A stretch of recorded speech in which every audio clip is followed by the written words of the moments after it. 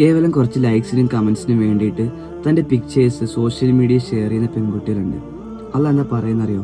വലാ തബറജ്ന, നിങ്ങളുടെ സൗന്ദര്യം നിങ്ങൾ പ്രകടിപ്പിക്കരുതെന്നാണ്.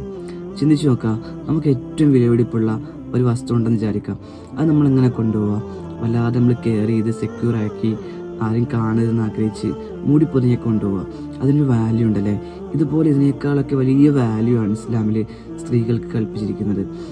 അത് ആസ്വദിക്കാനായിട്ട് അവകാശപ്പെട്ടത് അവരുടെ ഇണയാണ്. എന്നാൽ ഇന്നോ അത് ആസ്വദിക്കുന്നത് സോഷ്യൽ മീഡിയ ആണ്. ലോകം മുഴുവൻ കണ്ടുകൊണ്ടിരിക്കുകയാണ്. ചിന്തിച്ചു നോക്കുക, ഇത് റബ്ബിന് ഇഷ്ടമില്ല എന്നുണ്ടെങ്കിൽ ഓരോ ലൈക്സിനും വ്യൂസിനും അനുസരിച്ച് നിങ്ങളുടെ അക്കൗണ്ടിലേക്ക് ശിക്ഷകൾ രേഖപ്പെടുത്തിക്കൊണ്ടിരിക്കുകയാണ്, തിന്മകൾ രേഖപ്പെടുത്തിക്കൊണ്ടിരിക്കുകയാണ്.